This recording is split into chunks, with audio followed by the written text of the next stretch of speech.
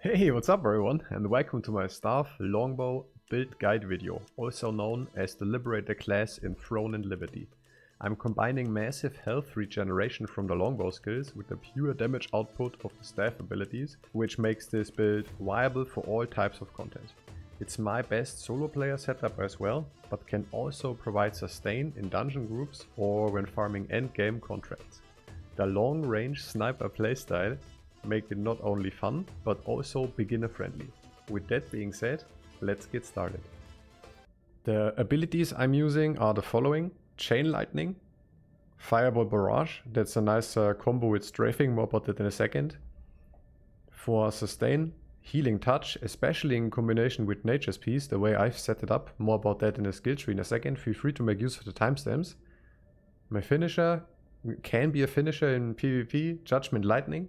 I have high focus here to increase the cooldown speed of, in my case, 42% for just all skills. And it helps a lot because my gear is not the best as of now. The first ability where I see big numbers is the Fireball and the Sniping. For mobility, I'm using Frost Smokescreen, and Ice Spear Bombardment replaces my Ensnaring Arrow. For mana regeneration between pulls, I have Inner Peace, and it makes it a fully self-sustained setup and can also be a little support role in a group. Especially nice in those contract groups where there is not necessarily a healer around. The rotation is the following. There's not one fixed rotation, it's more about combining what is not on cooldown, but a good combo is Fireball, Barrage and Strafing. That's what I use to start out, because this builds up burning stacks and this builds up bullseye stacks, and therefore other abilities deal more damage.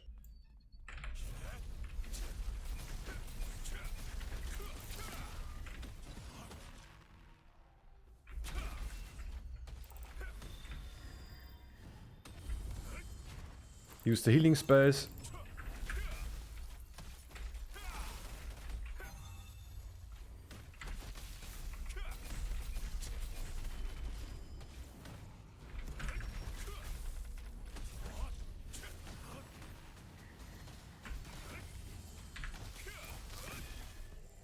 Build up burning stacks with the fire spells. Build up bullseye stacks. And yeah, combine Fireball Barrage with strafing, or with loading up a big fireball, or with sniping. But that's how it works in a nutshell. I use my healing stuff just on cooldown. Like, it's a very mana hungry build, but in between pulls, I will go in this form here and just regenerate all my mana real quick. Thanks to the extended duration, how I've set it up in the skill tree. I have 40 strength and 40 dex to reach the breakpoints.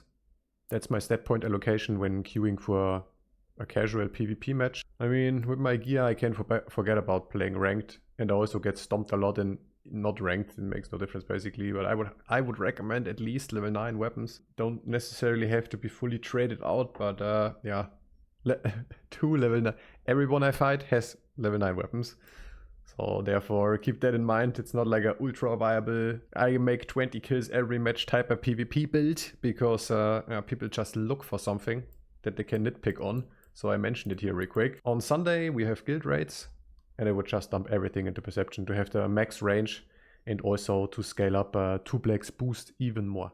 But yeah, sometimes I swap out Chain Lightning for the Mark just to see a bigger number on a snipe. I use the following passives. This one for the heavy attack chance. Earth Blessing, so even though I'm not a healer or anything, but those health regeneration abilities, they actually put in work. I have this for the mana regen. I use Roxy's Arrowhead when shooting arrows. It has a chance to proc an additional arrow. Really nice with strafing. This for the flat skill damage for, I think it only counts for my elemental skills. Mana Ball Eruption, so this can proc more a fireball more, this can proc a projectile more. What Roxy's Arrowhead is for the bow abilities. Mana Ball Eruption does the same for the elemental skills. I have rapid fire stance. When standing still I get more attack speed, and sniper sense because this is basically the same as Tublek's boost, but it says not only crit chance, it also increases crit damage. The important skills to level up first, I would say, is the full sniper sense, just to scale crit. And for the abilities, it depends if you want to go more for the bow spells or for the fire skills.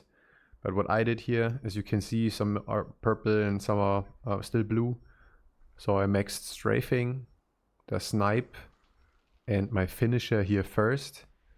The health regeneration, like those two abilities are so good. I would just leave them at green level 1, to be honest.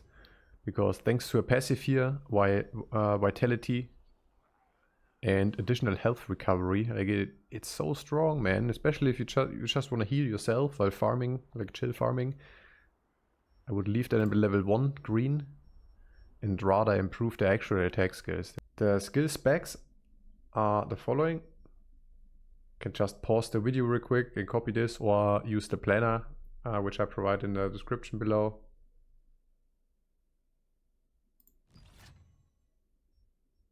For my weapon mastery, I went with the middle skill tree here for the staff. Also, those specs, they don't get combined. Depends on what weapon I'm wearing. That's that's the skill tree I get, basically. Just flat damage, max damage. Just unconditional damage multipliers, I would say. Works the best with not good gear. Maybe as a conclusion to end the video, it's not the best build in anything, but I can play every type of content with it. The different possible skill combos to maximize the damage output add a lot of fun. And it's nice to have this insane health regeneration all the time. Thanks for watching, leave the video a like, let me know what you think in the comments below, and have a nice day, guys.